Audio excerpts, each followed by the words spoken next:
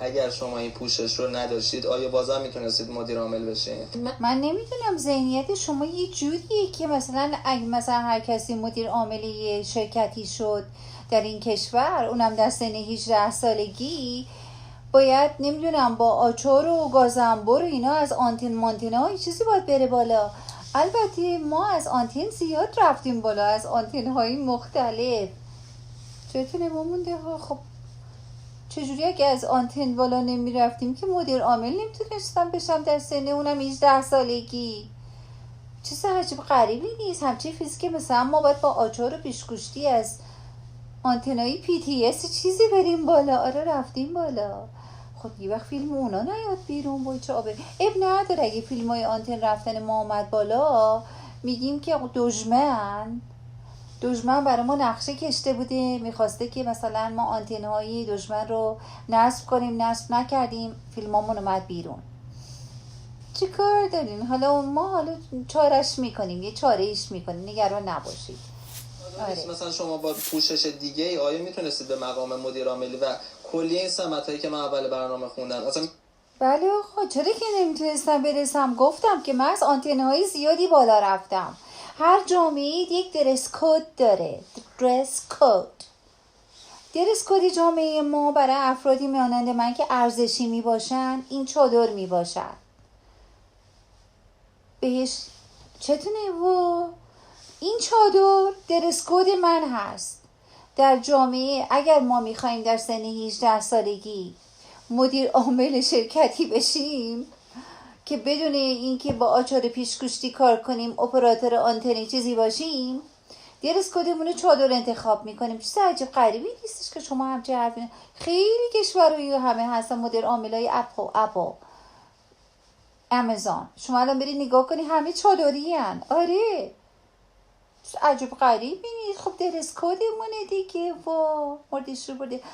چند تا کلمه انگلیسی هم انداختم واسه بدون اینکه من تحصیلاتم خارج از کشور خدایا توبه بوده. برید وا آچا پیشگوشتی دارم از آنتن هم میرم بالا. شما از 18 سالگی که مدیر عامل شدید درس کدتون همین بوده تا؟ خب اولش که 18 سالگی که نه، درس کدم این که نبود، مثل چرخنده بود.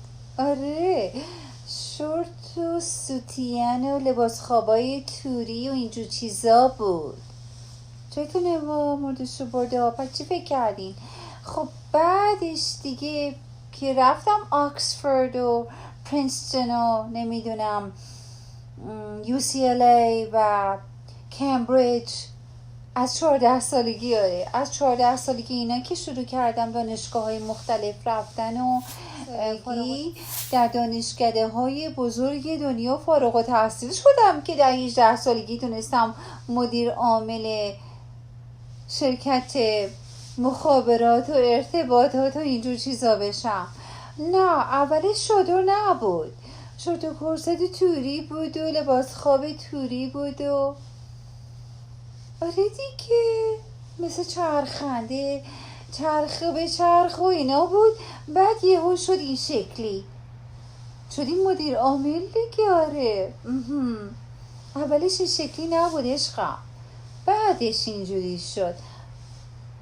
چطوره؟ خب اگه دارم دروغ میگم خب ما همه رفتیم به دانشگاه چرخنده فارغ التحصیل شدیم و اومدیم بیرون دیگه.